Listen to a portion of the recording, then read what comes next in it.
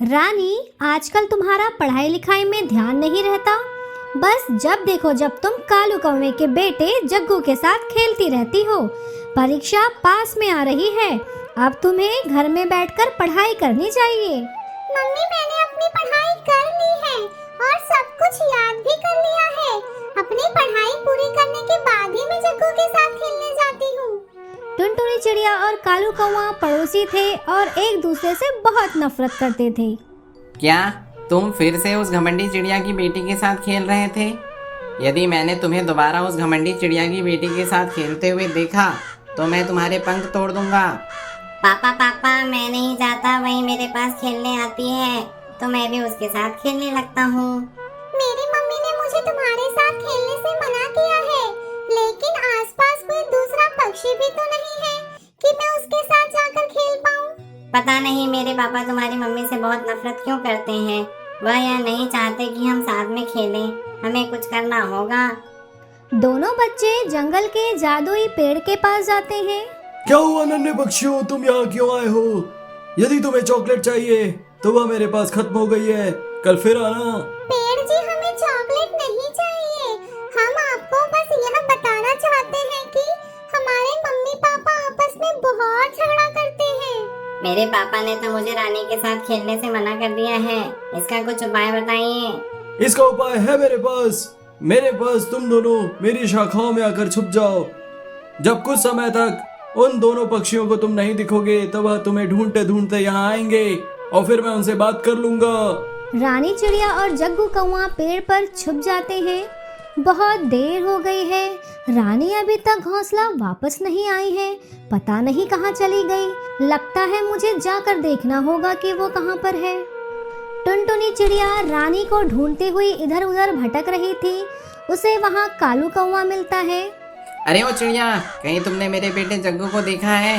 वह सुबह से दिखाई नहीं दे रहा है। मैं भी अपनी बेटी रानी को ढूंढ रही हूँ। सोचा था कि वह यहाँ मिल जाएगी, लेकिन सुबह सुबह कालू कौवे का मुंह देख लिया है। अब लगता है कि वह मुझे नहीं मिलेगी। टुनटुनी चिड़िया और कालू कौवा झगड़ा करते करते पेड़ के पास पहुँच जाते हैं। पेड़ जी, क्या आपने मेरी बेटी रानी चिड़िया को कहीं देखा है? और पेड़ जी, मेरा बेटा जग्गू भी सुबह से गायब है। मुझे बहुत दुख के साथ कहना पड़ रहा है कि तुम्हारे बच्चों को एक जादूगर उठा कर ले गया है। क्या? यह नहीं हो सकता। अब मैं अपनी रानी को कहाँ ढूंढूंगी? इसका उपाय है, यदि तुम दोनों में जो भी पक्षी जंगल की सबसे ऊंची पहाड़ पर उगने वाले सुनहरे फूलों को ले आए, उसे उसका बच्चा मिल जाएगा। मैं तुरंत जाकर सुनहरे फूल ले आता हूँ। लेकिन उन सुनहरे फूलों को यदि कोई भी पक्षी तोड़ने की कोशिश करेगा और वह अकेला होगा तो वह पक्षी जलकर राख हो जाएगा। यह कितनी अजीब पहेली है पेड़ जी। आप कहना क्या चाहते हो? पेड़ जादू से उन दोनों को दो सिर वाला पक्षी बना देता है। वैसे मैं थ्योरी में नहीं, प्रैक्टिकल में विश्वास रखता हूँ। अब तुम जाकर उन फूलों को तोड़ सकते हो। अब तुम्हें कोई खतरा नहीं है, क्योंकि अब ना तो तुम अकेले हो ना तो तुम दुकेले हो। यह लो, इस नक्शे की मदद से तुम वहां पहुंच सकते। कालू और टुनटुनी वहां से चले जाते हैं। यह नक्शा मुझे दे दो नासमझ चिड़िया। मैं एक पढ़ा लिखा कौवा हूँ, मुझे पता है वहाँ कैसे जल्दी पहुँचना है। मैं भी कोई कम पढ़ी लिखी नहीं हूँ और तुमसे कहीं ज्यादा समझदार हूँ। मुझे पता है वहाँ कैसे पहुँचा जाता है। मैं तुमसे पहले पहुँचूंगी, देख लेना। कई घंटे तक दोनों लड़ते झगड़ते रहते हैं और वहाँ पेड़ की डाल पर बैठे बैठे उन्हें दोपहर हो जाती है।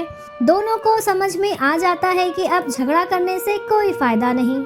देखो कालू, यदि हम ऐसे ही झगड़ते रहे तो शायद हमें हमारे बच्चे कभी नहीं मिल पाएंगे। हमें मिलकर काम करना होगा। मैं कभी भी तुम्हारी बात से सहमत नहीं होता हूँ, लेकिन पता नहीं तुम्हारी यह बात मुझे ठीक क्यों लग रही है। चलो ठीक है, अब तुम अपने हिस्से के पंख फड़फड़ाओ और मैं अपने हिस्से के पंख फड़फड़ाता हूँ और हमें उस पहाड़ पर चलना चाहिए। इस प्रकार वह दो सर वाले पक्षी पहाड़ पर पहुंच जाते हैं और उन्हें वहां सुनहरा फूल मिल जाता है। यह लीजिए पेड़ जी, हम सुनहरा फूल ले आए हैं। शाबाश, आखिरकार आप लोगों ने एक साथ काम करने का सबक सीख लिया। पेड़ दोनों को अलग अलग कर देता है। थोड़े ही देर बाद रानी चिड़िया और जग्गू दोनों वापस आ जाते हैं। बहुत बहुत धन्यवाद पेड़ जी। आज के बाद हम कभी भी झगड़ा नहीं करेंगे और एक अच्छे पड़ोसी की तरह रहेंगे। इस प्रकार अंत में दोनों परिवार खुशी खुशी रहने लगते हैं। पचमढ़ी के जंगल में एक ईमानदार दूध बेचने वाली टुनटुनी चिड़िया अपनी बेटी रानी चिड़िया के साथ एक घोंसले में रहती थी। क्या बात है माँ, आजकल ठंड का मौसम शुरू हो गया है, आप इतनी सुबह उठकर क्यों जाती हो? बेटा, जंगल के सारे पक्षियों को शुद्ध और ताजा दूध देना है, इसीलिए सुबह सुबह उठकर गाय का दूध निकालना जरूरी है। दूध निकालकर टुनटुनी साइकिल से दूध देने के लिए निकल पड़ती है। उधर अरे सुनती हो भाग्यवान, आज ज्यादा मुनाफा कमाना है। घोंसले में कितना पानी बचा है? 2 मटकी पानी बचा है स्वामी, आप कहे तो पानी ले आऊं? जल्दी यहाँ ले आओ, मुझे जंगल में दूध बेचने जाना है। कालू जल्दी जल्दी दूध में पानी मिलाकर दूध बांटने जंगल निकल पड़ता है। दूध वाली आई है, ताजा दूध लाई है। ओ टुनटुनी बहन, जरा 1 लीटर दूध तो देना। टुनटुनी चिड़िया 1 लीटर दूध देती है। दूध ले लो कालू से, फिर कुश्ती लड़ लो भालू से। भैया 1 लीटर दूध देना। ये लीजिए बहन जी। शाम को जंगल के पक्षी एक पेड़ पर मिलते हैं। आजकल के दूध वाले दूध में कितना पानी मिलाते हैं। पिंकी बहन, आप कल से टुनटुनी चिड़िया से दूध लेना, उसका दूध गाढ़ा और ताजा होता है। अगले दिन सारे पक्षी लाइन लगाकर टुनटुनी चिड़िया से दूध लेते हैं। कालू ये सब देखता है और सोचता है, कुछ करना पड़ेगा, ऐसे में मेरा मुनाफा तो ये टुनटुनी चिड़िया ले जाएगी, फिर मैं जंगल का सबसे अमीर पक्षी कैसे बन पाऊंगा। अगले दिन दूध वाली आई है, ताजा दूध लाई है। रास्ते में उसे कालू कौवा मिलता है। कालू कौवा धीरे धीरे साइकिल चला रहा था। अरे क्या बात है कालू, आपकी तबीयत ठीक तो है ना? अरे नहीं टुनटुनी, आज का मौसम बड़ा सुहावना लग रहा है, इसलिए थोड़ा जंगल घूमते घूमते आ रहा हूँ। मेरी बात मानो, तुम भी थोड़ा सा घूम टहल लो, ऐसा मौसम फिर हो ना हो। नहीं नहीं कालू, मुझे देर हो रही है, सब दूध का इंतजार कर रहे होंगे, मुझे जल्द ही शहरी जंगल पहुंचना होगा। दूध वाली आई है, ताजा दूध लाई है। सारे पक्षी लाइन लगाकर टुनटुनी चिड़िया से दूध लेने को तैयार रहते हैं। टुनटुनी, आज घर में बहुत सारे मेहमान आए हैं, मुझे तो 2 लीटर दूध चाहिए। ये लो भूरी बहन। टुनटुनी चिड़िया से दूध लेने के बाद, ये दूध तो फट गया है। दूध कैसे फट गया? दूध, मैं तो दूध के बर्तन को रोज 3 बार साफ करके दूध बेचने लाती हूँ। टुनटुनी चिड़िया उदास होकर वहाँ से चली जाती है। वहाँ तुरंत कालू कौवा आ जाता है। दूध ले लो कालू से, फिर कुश्ती लड़ लो भालू से। सारे पक्षी कालू कौवे से दूध लेने लगते हैं। अच्छा हुआ सुबह मैंने इस टुनटुनी के दूध के बर्तन में नींबू निचोड़ दिया था, अब तो रोज मैं ऐसा ही करूँगा, और अब रोज अपने दूध में 4 लीटर पानी भी मिलाऊंगा। ऐसा करके मैं जंगल का सबसे अमीर पक्षी बन जाऊंगा। वाह, आज तो मैंने हजारों की कमाई कर ली है। सुंदरी तो ये पैसे देखकर खुश हो जाएगी। तभी उसका रास्ता बागी बगुला और लक्का चील रोक लेते हैं।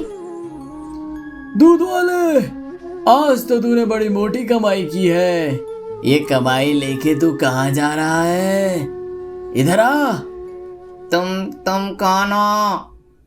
मेरा नाम है लक्का, मेरा काम है पक्का। दे दो ये हमको माल, नहीं तो बन जाएंगे हम तुम्हारे काल।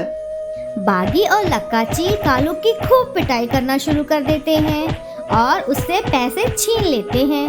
उतने में वहाँ टुनटुनी चिड़िया आ जाती है और लक्का चील पैसा लेकर वहाँ से भाग जाते हैं। अरे नहीं, मैं तो लुट गया, मैं तो बर्बाद हो गया।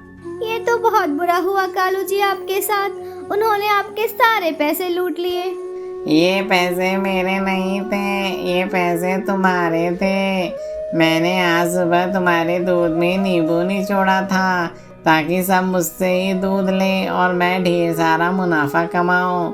मुझे माफ़ कर दो टुनटुनी, अब मैं भी ईमानदारी से दूध बेचूंगा।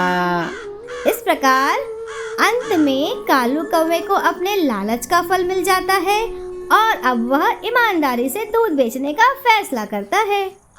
लखनऊ के घने जंगल में टुनटुनी चिड़िया, कालू कौवा, तोता राम और बंटी कबूतर आसपास के पेड़ों पर अपना अपना घोंसला बनाकर रहते थे।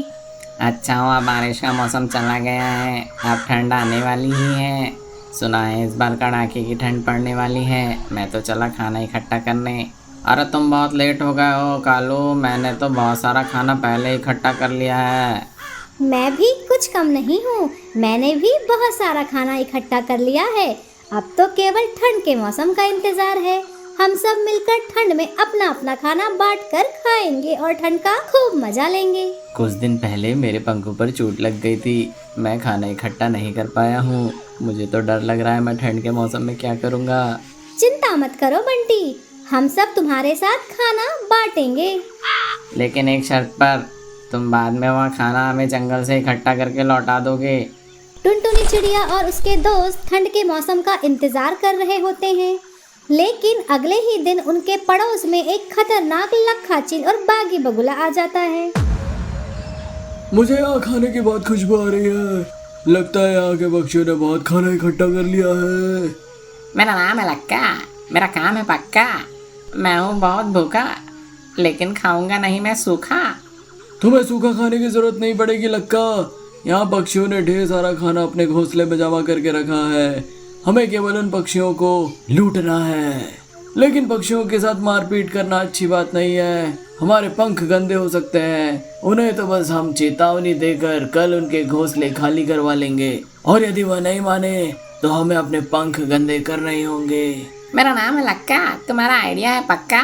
पहले हम उन्हें धमकाएंगे और करेंगे अपना काम। यदि वह नहीं माने तो हम करेंगे उनका काम तमाम। अगले दिन बागी बगुला और लक्का चील सारे पक्षियों के घोंसलों के पास आकर उन्हें धमकी देता है। क्या?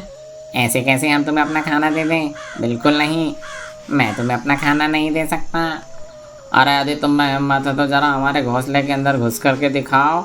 दोस्तों, यह दूसरे पक्षियों की तरह नहीं लग रहे हैं, ये हमें धमकी दे रहे हैं। इसका मतलब ये बहुत ताकतवर हैं, हमें इनसे सावधान रहना होगा। इनमें यदि हिम्मत है तो जरा हमारे घोंसले की तरफ जाकर दिखाएं, फिर देखना हम क्या करते हैं। लगता है यह धमकी से नहीं मानेंगे। लक्का, जरा इन्हें सबक तो सिखाओ। लक्खा चील एक झटके में चारों ही पक्षियों को उठाकर फेंक देता है। चारों पक्षी जंगल के सबसे समझदार पेड़ के पास जाते हैं। पेड़ जी, हमने बहुत मुश्किलों से अपने घोंसले में खाना इकट्ठा किया था, लेकिन उन शिकारी पक्षियों ने हमारा खाना लूट लिया है। अब हम क्या करें? अयो, मैं अपने जंगल के पक्षियों को मुसीबत में नहीं देख सकता। यह लो, यह ताकत के पौधे के बीज हैं। इसे जमीन में लगा देने पर यह एक ही दिन में बड़े हो जाएंगे। इसके पत्ते को खाने पर तुम ताकतवर हो जाओगे और उन शिकारी पक्षियों को हरा दोगे। अगले दिन चारों पक्षी ताकत के पौधे के बीज को जमीन में लगा देते हैं और उनसे शक्ति देने वाला एक पौधा निकल कर आता है। लेकिन अचानक वहाँ बागी बगुला और लक्खा चील आ जाते हैं और उस ताकत के पौधे को खा लेते हैं। मेरा नाम है लक्का, मेरा काम है पक्का। धन्यवाद जंगल के पक्षियों, अब दूंगा मैं तुम्हें एक धक्का तो तुम्हारा खाता होगा पक्का। दोस्तों, चलो भागो यहाँ से, वरना आज हमें ये जिंदा नहीं छोड़ेंगे। सारे पक्षी वहाँ से भाग जाते हैं और दूर शहरी जंगल के पेड़ पर उदास बैठकर सोचते रहते हैं। हर बार तो वो जादुई पेड़ हमारे काम आता था, लेकिन इस बार तो उस जादुई पेड़ ने हमें धोखा दिया है। नहीं कालू, यह हमारी लापरवाही है। हमने शिकारी पक्षियों से उन जादुई पौधों की सुरक्षा नहीं की। खैर, हमें फिर से जादुई पेड़ के पास जाना होगा।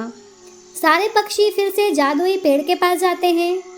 पेड़ जी, अब तो वह शिकारी पक्षी जादुई पौधे को खाकर और भी ताकतवर हो गए हैं। अब जल्दी हमें कोई और उपाय बताइए। इतना समय क्यों लगा रहे हैं? क्या आपके दिमाग की घंटी नहीं बज रही है? अयो घंटी, ओ घंटी, वाह पक्षियों, तुमने मेरे दिमाग की घंटी बजा दी। अचानक पेड़ पक्षियों को एक बहुत बड़े घंटे का घर देता है। अयो पक्षियों, ये लो घंटे का घर। इस घंटे के घर में तुम सब चैन से रहो। अब जब भी वो शिकारी पक्षी तुम्हारे नजदीक आएंगे तो इस घंटे की घंटी को बजा देना।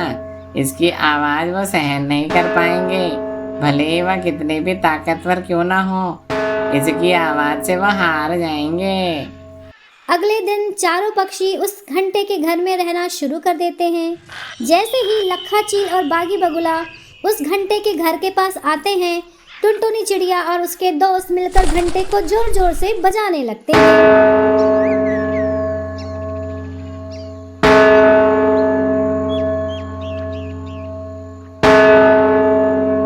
ओह, ये आवाज मुझसे सहन नहीं हो रही है, लगता है मैं बहरा हो गया हूँ। मेरा नाम है लक्का, मेरा काम था पक्का। इस घंटे से गया हूँ मैं हार, इसके आगे हो गई मेरी ताकत बेकार। इस प्रकार चारों पक्षी उस घंटे के घर में अपना खाना इकट्ठा करके खुशी खुशी रहने लगते हैं।